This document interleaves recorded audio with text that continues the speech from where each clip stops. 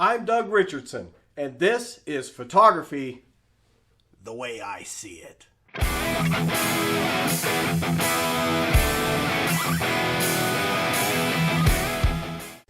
Hey YouTube, it's Doug Richardson, and welcome back to another episode of Photography the Way I See It. I've had a couple requests about one of the other episodes I did about selecting the exposure, taking light readings, and it was a legitimate question. When I'm looking through my camera, I want to take that light reading. Where do I point the camera? Do I point the camera to what the photo is going to look like and then just take the light reading? Or do I take a section? Where do I, if there's a lot of sky, a lot of snow, the meter could be fooled. How do I take care of that? Well, there's a couple different ways that I did it that never failed me. Okay. Once you learn, which we've already talked about how you take your light reading, you set your shutter speed, push halfway down on the button and see what your meter says. But where are you pointing your camera? Okay. So here's what has worked for me. Two things. Number one, if I'm photographing, let's say I'm at a football game or someplace that's got a lot of grass, where there's a field, or what I would do is I would take my camera and make sure there's no sky or anything in the viewfinder, and I would point the camera down at the grass and take the light reading off of the grass. That's what I would set my exposure to. As long as, if the sun's hitting the grass, the sun also has to be hitting my subject. If the sun's coming from behind the subject, this is when I used my other method.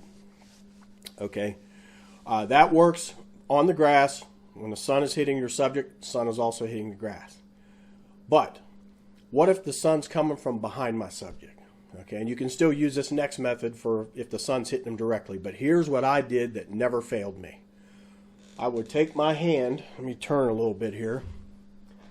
I would take my hand and I would make sure that the sun is hitting, or the light, not the sun, but whatever the light is hitting my hand the same way as it's hitting my subject. Then I would look through, and this don't even have to be in focus. You just need to fill your hand. That should be your viewfinder right there, your whole hand. Take your light reading off of your hand. Okay, so let's say the sun is coming and it's hitting my hand right here. Let's say the sun's hitting my hand. My subject's back there, so the sun's also hitting my subject directly.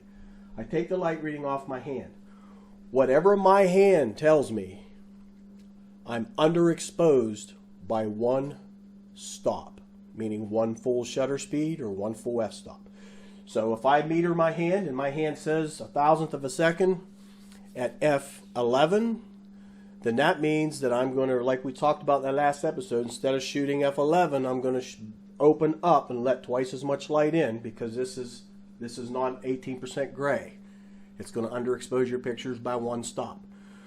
So if I meter this and it says 1,000 and f11, well, I'm either going to shoot 1,000 at f8 because I had to open up, or if I want to leave it at 11, that's fine, but I'm going to open my shutter speed up to 500. Somewhere I have to compensate for that. Okay. Now, where this method becomes a lifesaver is when the sun's at your back. In most instances, your meter is going to be really close, if not dead on. But what if the sun's coming this way? Okay. When I put my hand up there, now the sun is going to be hitting the back of my hand, but it's also hitting the back of my subject. So that's okay.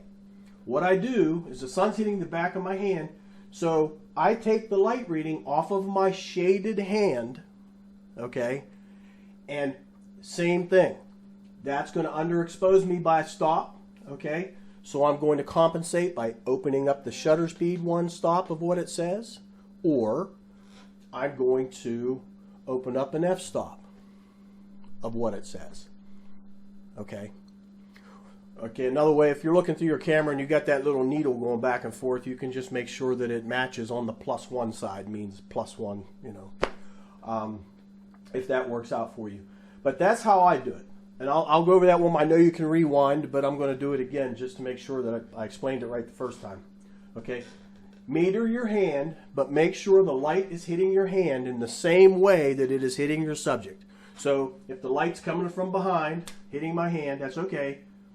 But if the light's hitting the back of my subject, all it's doing is rim lighting. I want to know what the main exposure is of the front of my subject.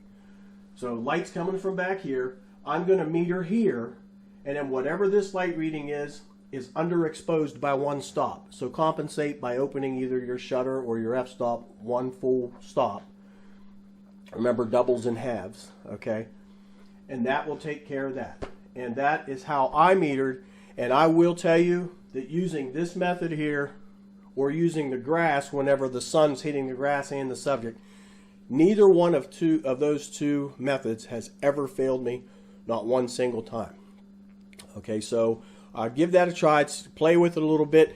The nice thing about it is, anymore, all you need to do is use that as a starting point, because in the digital age, take a test picture before you shoot what you're trying to shoot. Take a look at it, and there's your adjustment right there. It's like instant photo right there on the spot. So I hope that helped you out, and I think and again, keep those suggestions coming. I've had some of them come through through Facebook. Some of my friends have stopped me on the street saying, "Hey, how about this? How about this?" Okay, so I did that, and that's helping me keep this going. So please like and subscribe, and see you on the next one.